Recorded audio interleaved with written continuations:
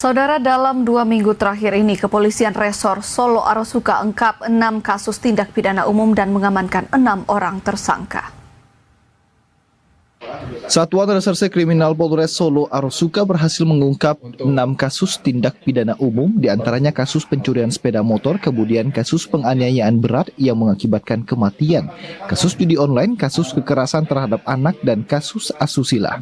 Dari 6 kasus tersebut, pihak petugas kepolisian mengamankan 6 orang pelaku yang saat ini telah ditetapkan sebagai tersangka.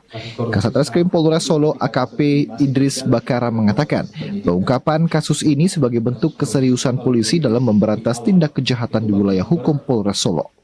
Dijelaskan, untuk kasus pencurian sepeda motor, petugas berhasil mengamankan 1 orang tersangka berinisial R, usia 25 tahun, dan mengamankan barang bukti sebanyak 8 unit sepeda motor.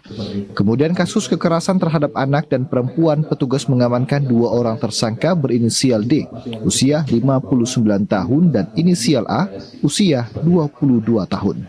Selanjutnya, tindak pidana judi online dengan tersangka berinisial R, usia 36 tahun.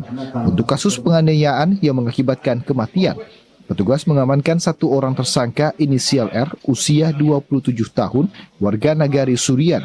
Dan terakhir, kasus asusila anak di bawah umur dengan tersangka inisial RFS, usia 17 tahun. Sementara itu, diketahui bahwa untuk kasus kekerasan dan asusila terhadap anak di bawah umur saat ini cukup marak terjadi.